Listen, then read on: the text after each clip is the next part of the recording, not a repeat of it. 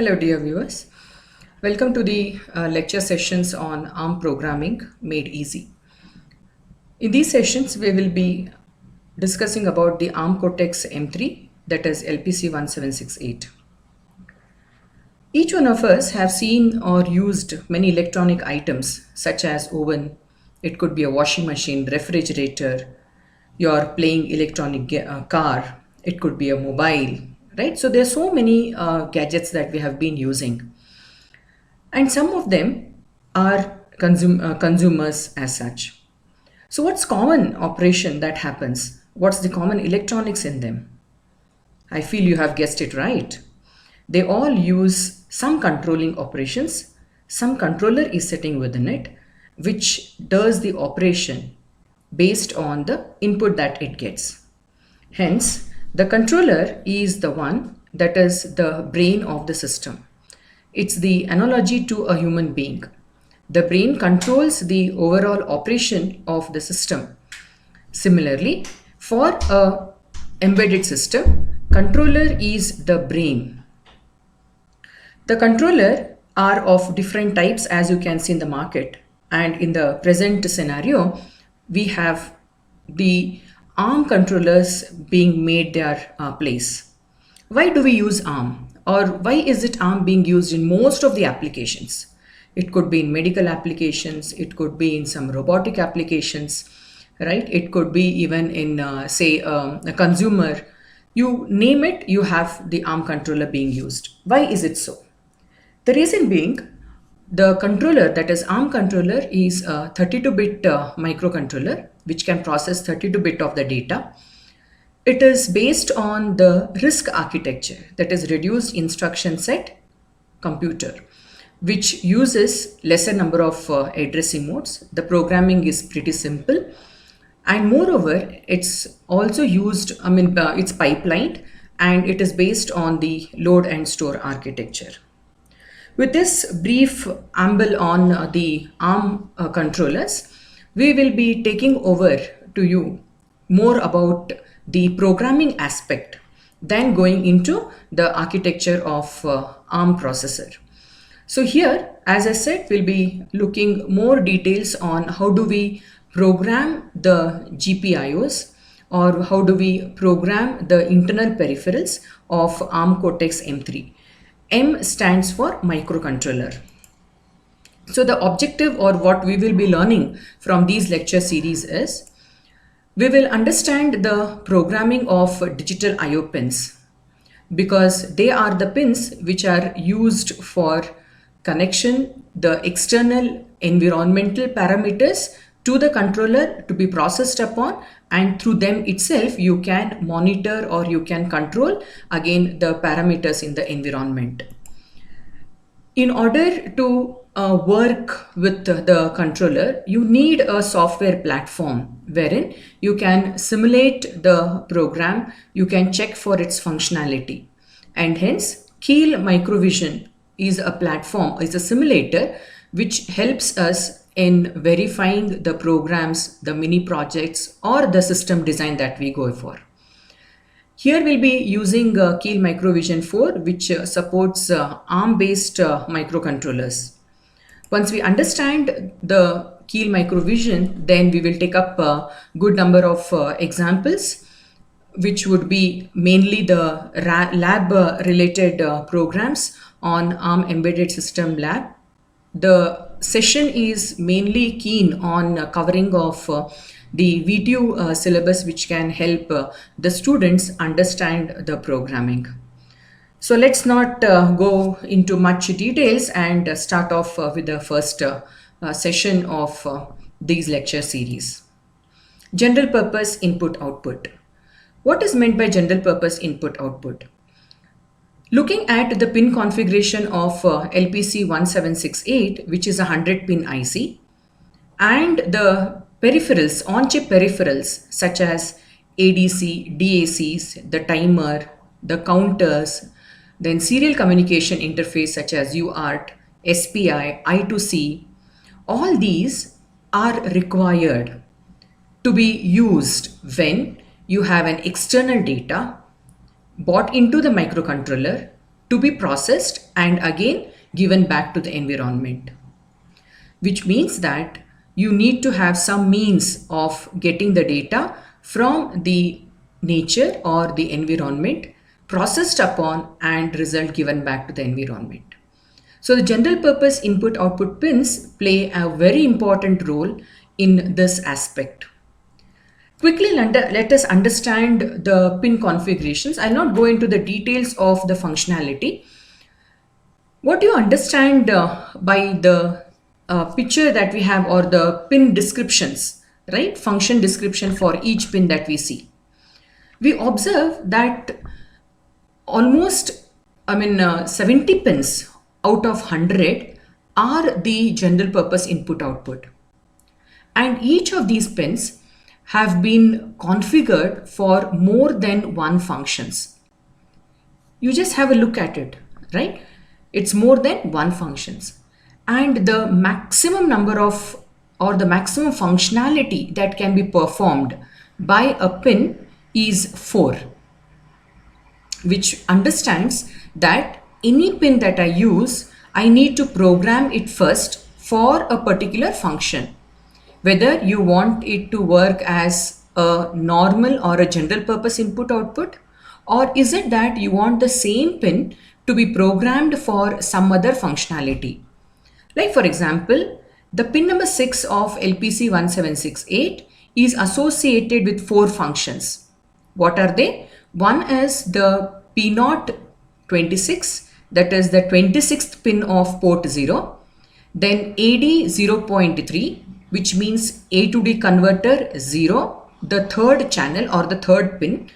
Next you have A out, which is analog output, and there is RDX 3, that is the receiver signal or the receiver pin of the UART. Right? Now this pin, if I have to use, I should tell the controller what is that functionality I need of this pin 6 to be used for. Then accordingly, internally there would be a connection set between the same pin number 6 to the different blocks. And this function is done by the most important block, that is the pin connect block. So what is this pin connect block?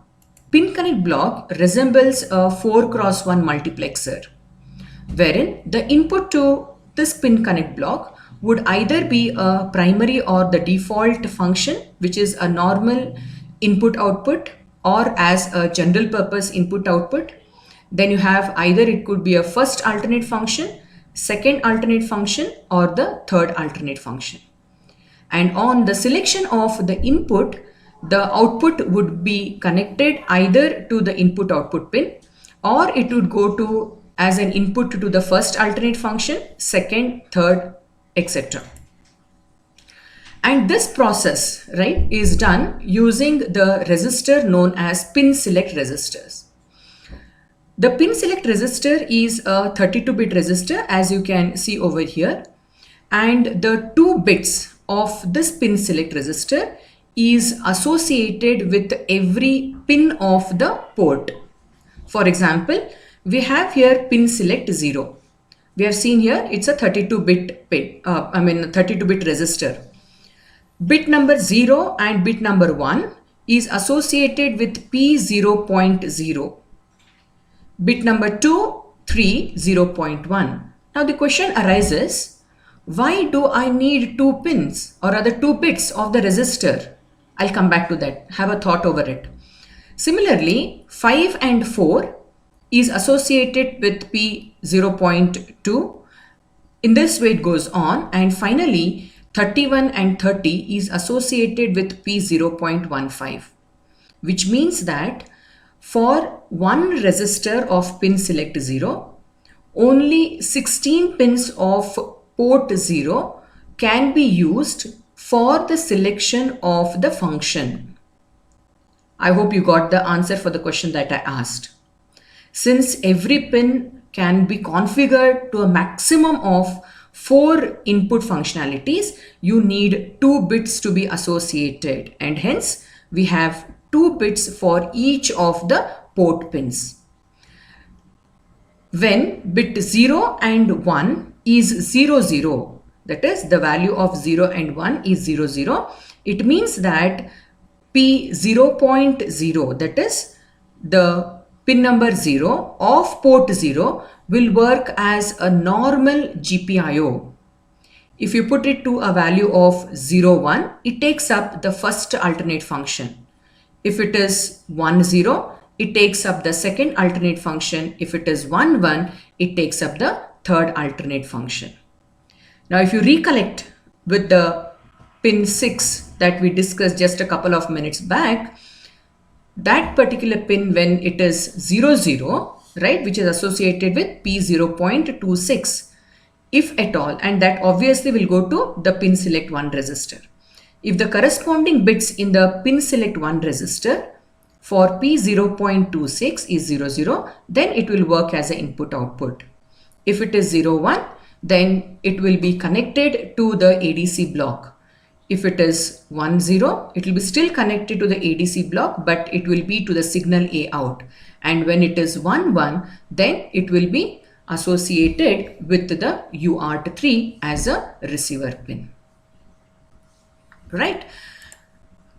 So these are all the pin select resistors. I've just listed a few of them. It goes on. We have a couple of more here.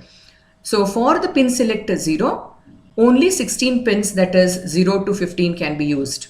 Pin select 1, 16 to 31, 2, P1.0 to 1.15, and 3 is 1.16 to 1.31. The equivalent the equivalent instruction that is required is LPC underscore pin configure and pin select X equal to the value. And what is this value? Is the value that you want to program the individual pins of the ports that are associated with the pin select. So X can take value of 0, 1, 2, 3, 4, and 5. For example, if you write LPC underscore pin connect hyphen pin select 0 as 0, 0, 0, what does it mean? It means that all the pins of port 0, that is P0.0 to 0.15, are all programmed as a GPIO, general purpose input and output. And when we program any of the internal peripherals to communicate with the external world or get the data from the external world, the first and foremost resistor that has to be written in the program is the pin select resistors. This is one of the important resistor. The next GPIO resistors are FIO-DIR, that is fast input output direction resistors. Then fast input output set resistor, fast input output clear resistor, fast input output pin status resistor. These are the another 4 resistors which are required in the programming of the GPIOs of LPC 2148. Let us see to each one of these. The first one, FIO-DIR resistor. It is a 32-bit resistor wherein every bit is associated with the pin of the respective port. If the FIO-DIR resistor is of port 0, which means that the 0th bit of the DIR resistor will be for P0.0, the first bit will be for P0.1, and so on, and the last bit will be for P0.31. And on reset, all these bits are set to 0, which implies that they will be working as the input port. On reset, all are 0, hence it means it is input. So if at all you want to program a particular pin of the port as output, you need to explicitly configure or write the value into the resistor. And this resistor is the second important resistor in programming the GPIO. Unless and until you tell the microcontroller whether a particular pin is an input or output, then the controller will not understand whether it has to read the data or send the data. So the direction register is the second important one. Here we have the example that goes with the FIO DIR register, and it's common for all the ports. Okay, so these are the bit positions 0, 1, 2, 3, 4 up to 31. Now in this example, as we have written, we want to configure P0.3 to 2930 as output. As I said, on reset all are 0, that means they are inputs. So if you want to use any pin as an input, you need not explicitly write. But if you want to make it as an output, then you have to write 1 into that respective pin of the corresponding port. So we have written 1 in the bit number 2, bit number 3, 29 and 30. What does it imply? It also implies that we have configured P0.2, 0.3, 0.29 and 0.30 as the output. So what's the equivalent instruction that we need to write? It goes as LPC underscore GPIO 0. Here 0, it indicates the port, whether it is port 0, port 1, port 2, port 3, right? And since we are take an example of port 0, I have written here it as 0. And in which register are we writing? We are writing it into the register as FIO DIR. This is a very fantastic way of writing or programming or configuring the bits, right? We are using the left shift operator of the C programming. Hope you remember. Okay, otherwise go back and understand this one. It's a simple one which does, if you use this, you're not modifying the other pins at all. And we have used a OR operator in between, which means that whatever was the previous state of the bits of FIO DIR will not be altered. Since I want 1 to be in 2, 3, 29 and 30, we have written as 1 left shift 2 ORed with 1 left shift 3, ORed with 1 left shift 29, ORed with 1 left shift 30. And hence, this particular statement that you use will configure the defined ports as the output. The other way out is I write the hex equivalent value, wherein the complete 32-bit is being written in the hex equivalent form. That turns out to be 0x6, 0000 and C. Fine. Hope you have got the FIO DIR register. The next register is FIO set. Now what's the use of this register? Whenever you want to send a value 1 on the port pins, then we need to use this register, that is FIO set. Let me give you an example. Suppose LEDs are being connected to these pins, that is 3, 2, 29 and 30, and you want to glow the LED. How do you glow the LED? By sending a value of 1 on these ports. And what will I use? I will use the register as FIO set. This is again a 32-bit register wherein on reset it's all 0. So writing a 0 on the FIO set has no effect at all.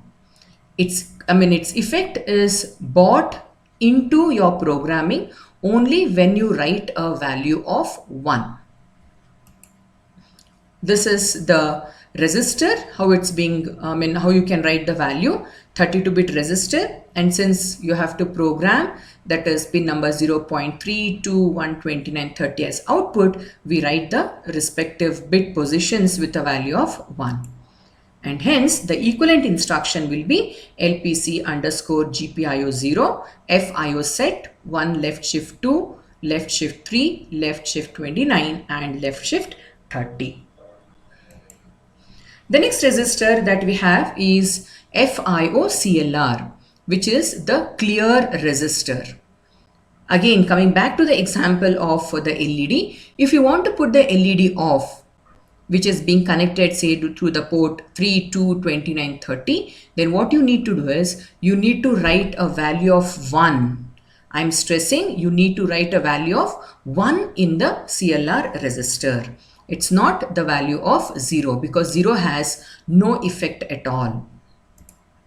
And hence the register goes with 1 being written in 2, 3, 29 and 30. the equivalent instruction is LPC underscore GPIO0 FIOCLR 1 left shift 2 3 29 and 30. Hope these registers are pretty clear and you are able to follow it.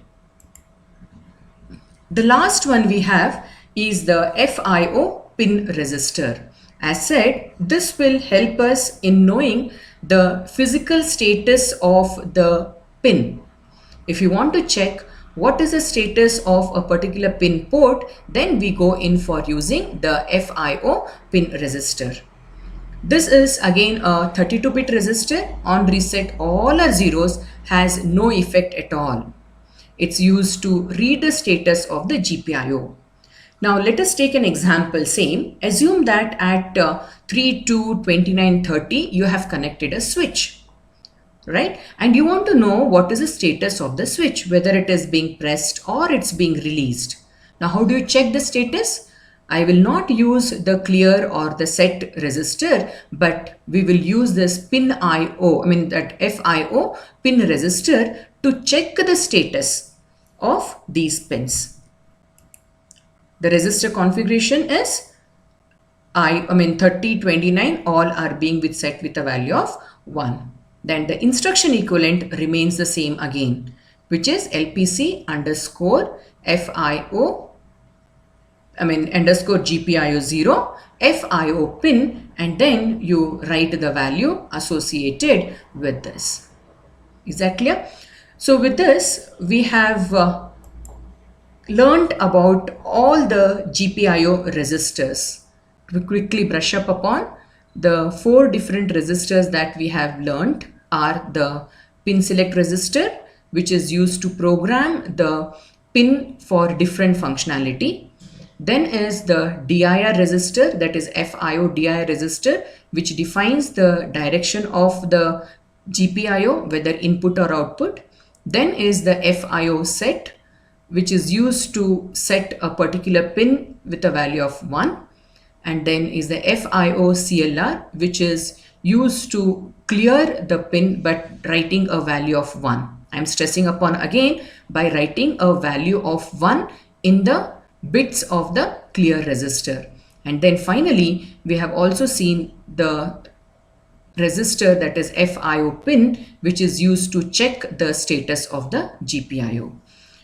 Thank you for your patience listening. Next, we will move on to the interfacing of LED and a relay to ARM Cortex M3. See you all in the next session.